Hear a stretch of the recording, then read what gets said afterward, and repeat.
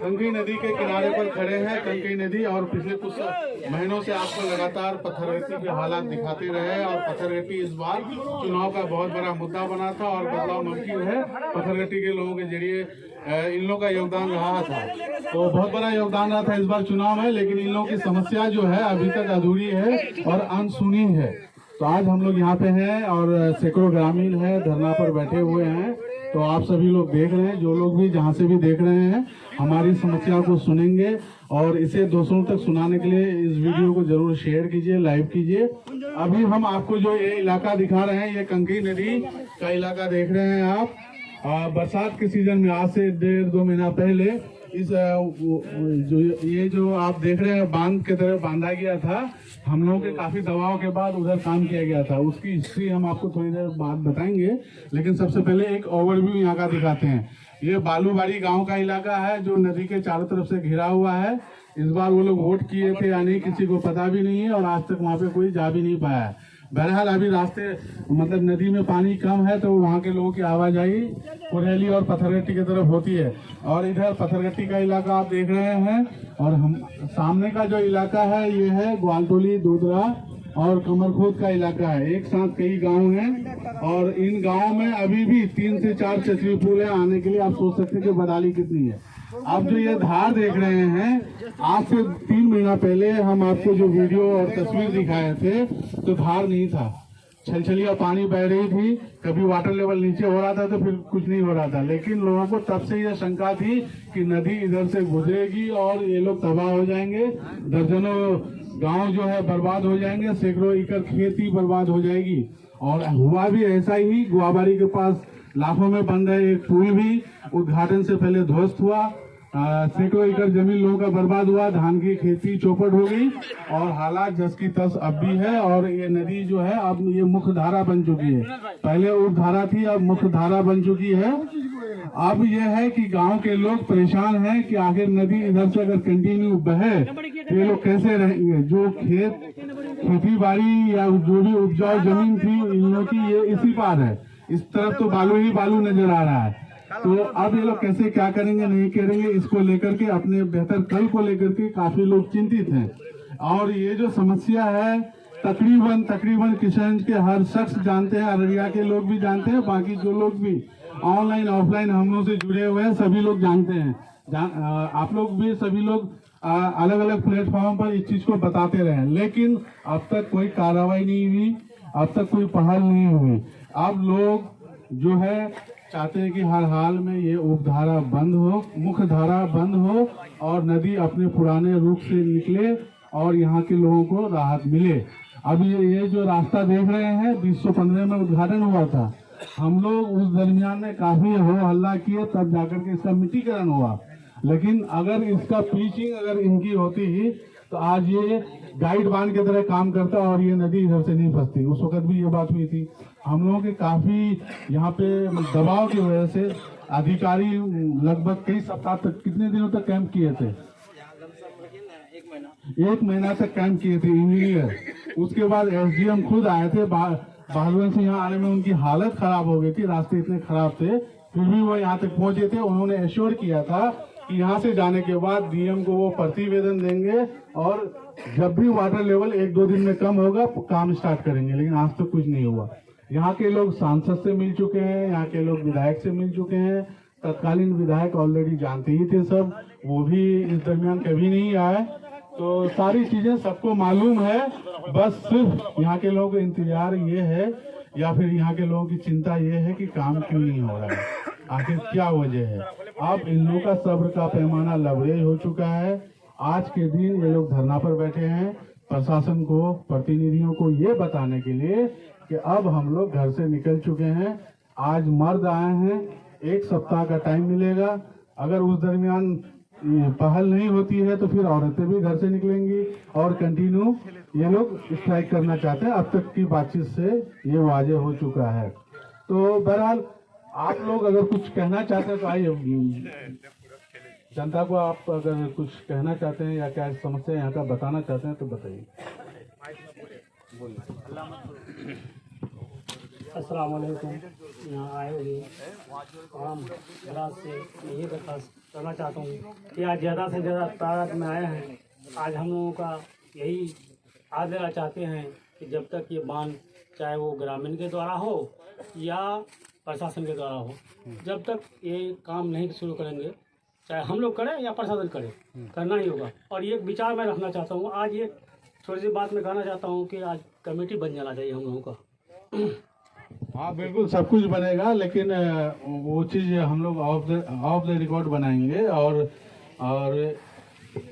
हमारे साथ ये जब से यहाँ पे पानी का बहुत तेज और कम हुआ है और ये धारा यहाँ से निकली है, तब से ये यहाँ पे मौजूद रहे हैं। तो बताइए आप क्या देखे नहीं देखे तब से अब तक के हालात लोगों को बताइए। जी, मेरा नाम हुआ मखमूर अहमद नवाब। मैं अली चौक पथरगट्टी का निवासी हूँ। और हम लोग इस नदी का जो है मार से बहुत ही मतलब मर चुके हैं, अधमरे हो गए हैं। अगर इस नदी के धार को मुहाने को अगर बंद नहीं किया गया तो यहाँ 10 से 12 गांव तो बर्बाद होंगे ही होंगे, हो रहे हैं। लेकिन इतने हजारों एकड़ जमीन यहाँ खत्म हो जाएंगे, नदी में विलीन हो जाएंगे।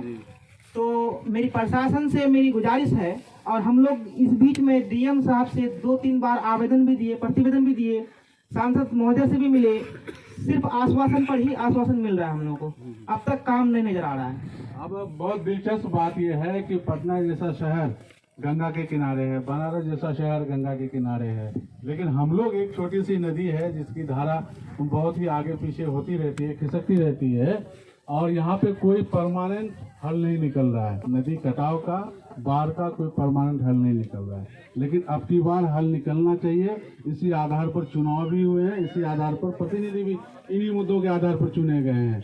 तो अब ये शुरुआत है पथरगट्टी से। जो भी लोग प्रतिनिधि सुन रहे हैं वो ध्यान दीजिए कि इस बार आपको बाढ़ नियंत्रण का काम करना ही पड़ेगा, इसमें कोई रियायत नहीं बरती जाएगी।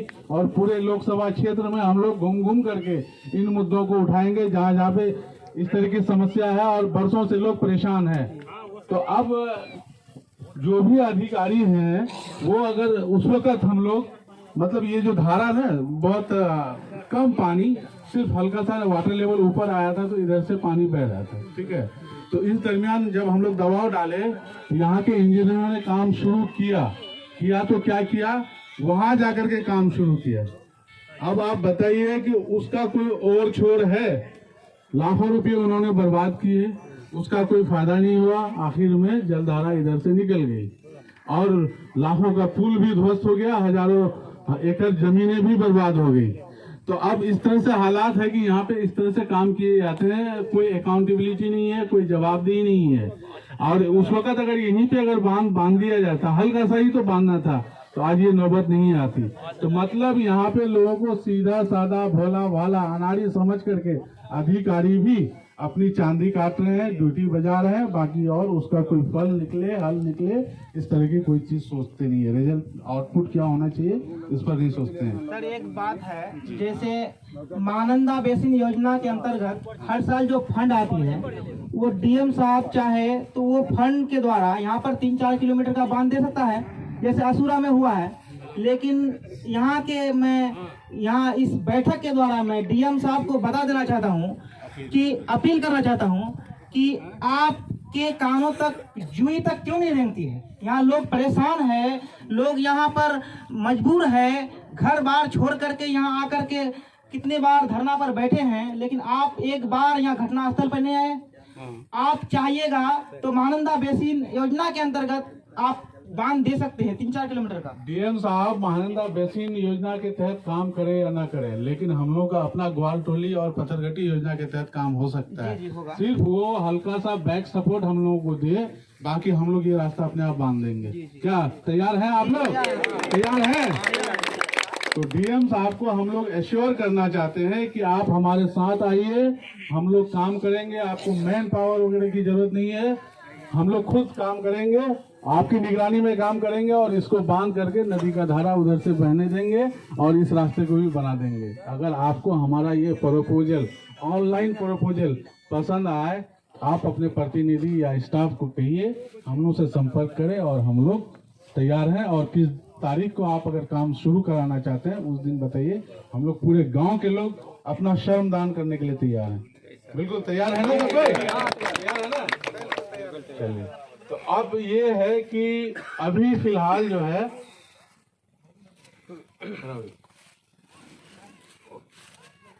आप जिंदगी का बहुत बड़ा हिस्सा आप तक काट चुके हैं। आप हम लोग के मतलब गार्जियन हैं। यहाँ के हालात के बारे में थोड़ा सा लोगों को बताइए जो ऑनलाइन देख रहे हैं आप। हाँ, बदहाली, बेबसी, यहाँ का हालात बहुत गंभीर है।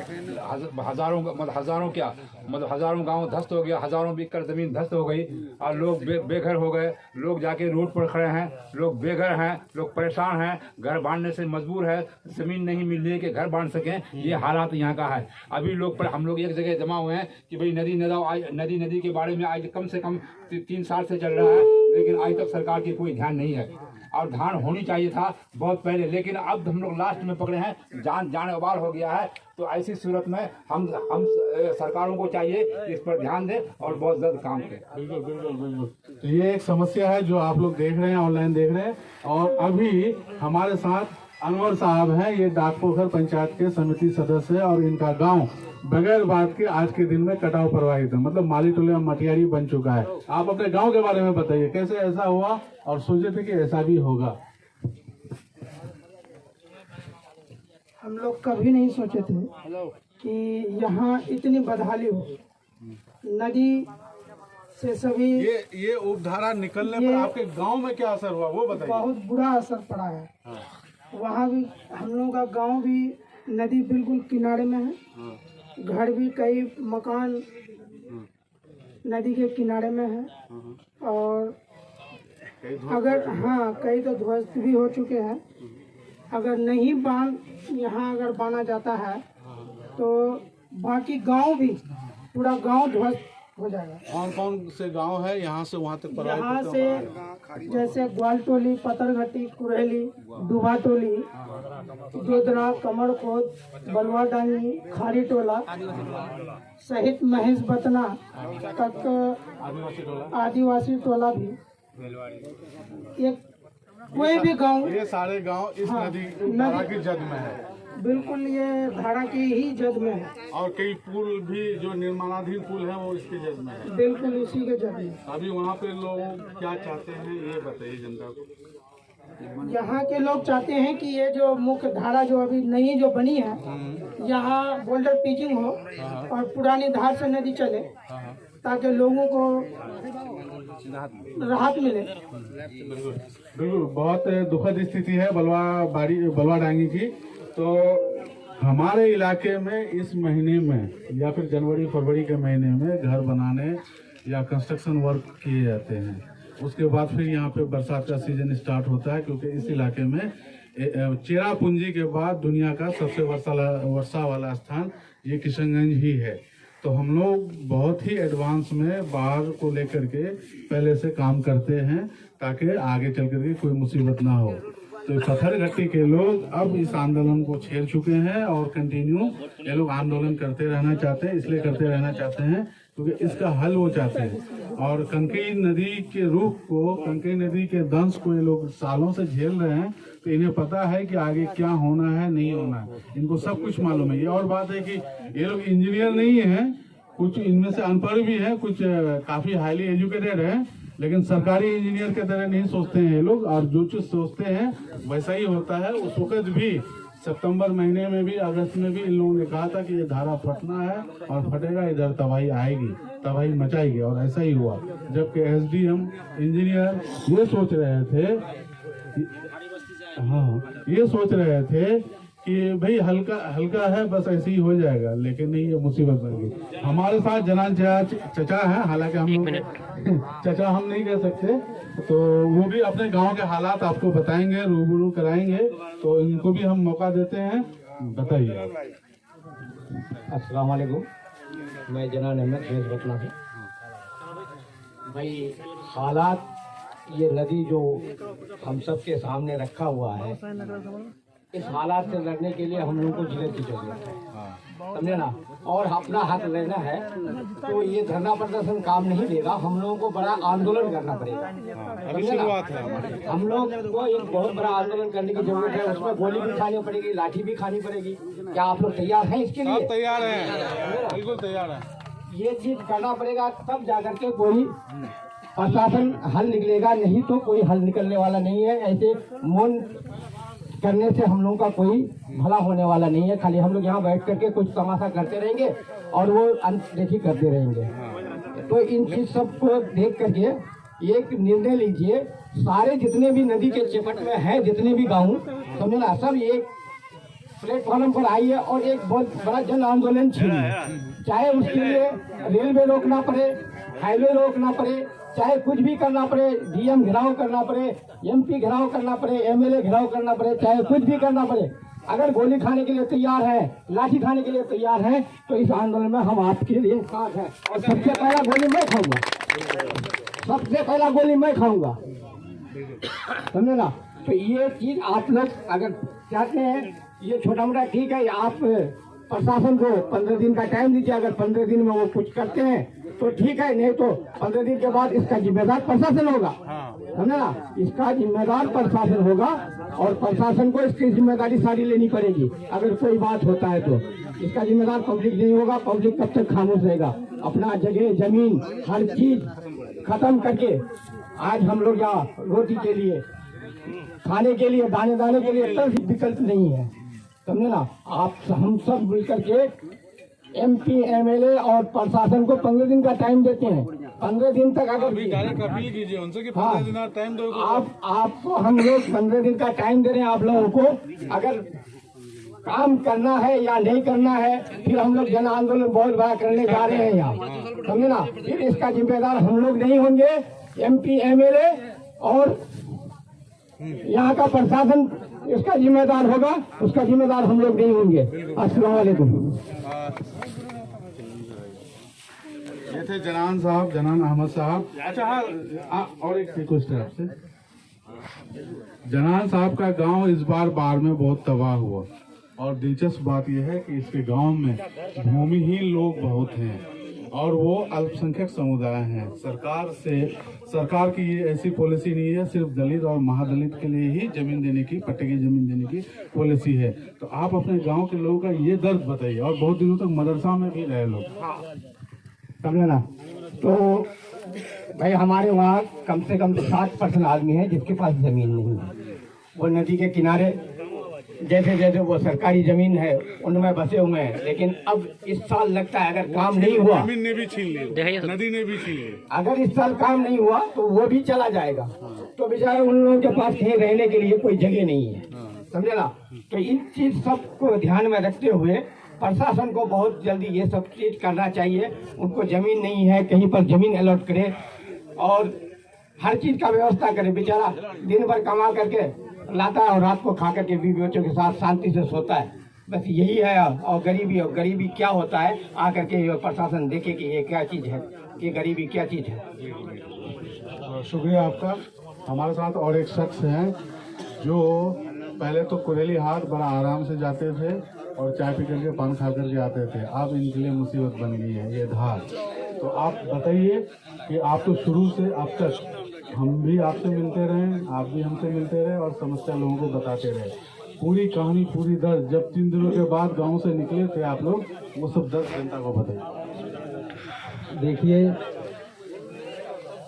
जुलाई से लेकर सितंबर तक जो जुल्म हम लोगों पर बीती और उस जुल्म को हम लोग झेले, हमारे जावेद साहब भी साथ कदम से कदम मिला के दिए और ग्वालटोली से लेकर कमरखोद, दोदरा, बलवाडांगी आदि बासी टोला, कुरहेली, पहाड़ गांव, महेशबतना, लौचा, इनके बीच में जो ये नदी बह रही है, तो इनके बहने से और इनके चलने से ना जाने करोड़ों आदमी की जमीन और करोड़ों आदमी बेघर होने से कोई खाली नहीं है। और हमारे सामने में जावेद साहब जो पहल की है, आज से नहीं बल्कि ये 4 महीने से हमारे साथ कदम से कदम मिला के चल रहा है। अगर इसी तरह से हमारे किशनगंज के एमएलए, प्रतिनिधि, एमपी साहब अगर कदम से कदम मिलाकर चले तो ये धारा क्या, गंगा को भी हम रुख बदल सकते हैं। लेकिन हम लोग ऐसे भोले भाले जनता है और हम लोगों को ऐसे लूट के जाते हैं ये लफंगे लुच्चे कि हम लोगों को और पलट करके अपना जेब को भर करके देखने के लिए नहीं आते हैं। तो ऐसे में हम लोगों को क्या करना चाहिए, हम खुद जनता लोग अब निर्णय कर चुके हैं कि बहुत हो चुका। 2013 से लेकर 2021 हो चुकी है और 2017 में भी हम लोग प्रदर्शन किए थे, भूख हड़ताल किए थे, यानी कि किशनगंज में। उस टाइम भी डीएम साहब भी, एमपी साहब भी और प्रशासन भी और एमएलए भी हम लोगों को आश्वासन दिया। आश्वासन के सिवा हम लोगों का आज तक कोई काम नहीं हुआ। तो ये जो है हम लोगों का जो जनता जो है आप देख रही है कि हम लोग, और खास करके मैं अभी जो इलेक्शन हुआ, देखिए मैं कोई शर्मा के नहीं बोल रहा हूँ, अभी जो इलेक्शन हुआ है ना जाने कितने नेताओं ने ये कहा है कि अगर मैं कामयाबी होता हूँ तो पहला मेरा मिशन होगा ग्वालटोली का, तटबंध का और वहाँ बांधने का काम मैं करूंगा। और ये हमारे विधायक अंजर साहब भी अपने जुबानी बोले हैं और हमारे ओबीसी साहब भी बोल के गए हैं। तो मैं चाहता हूं कि मेरे इस बात को आप अंदर नजर मत करें और आप जो है इस पब्लिकों को देख करके जल्द से जल्द आप काम शुरू कीजिए। वरना हमारे साहब ने कोई अभी बोला है कि मैं 15 दिन का टाइम देता हूं, 15 दिन का टाइम मत लीजिए, आप कल से काम आप शुरू कीजिए। यही ये हमारे जनता चाहती है, यही जनता चाहती है। न जाने कितने 15 दिन, कितने 15 साल गुजर गए और हमारे माँ बहन कितने बेघर हो गए। और मैं ये कहूंगा, नाम लेकर कहूंगा, हमारे सरपंच तेजमुल साहब की लड़की और हमारे घर में ना जाने एक वार्ड में 5 लड़की का इस बार जो वो डिलीवरी पेशेंट हुआ था, और अगर कंधे पर उठा करके इस धारे से अगर नहीं जाता तो कच्चा बच्चा दोनों नुकसान हो जाते।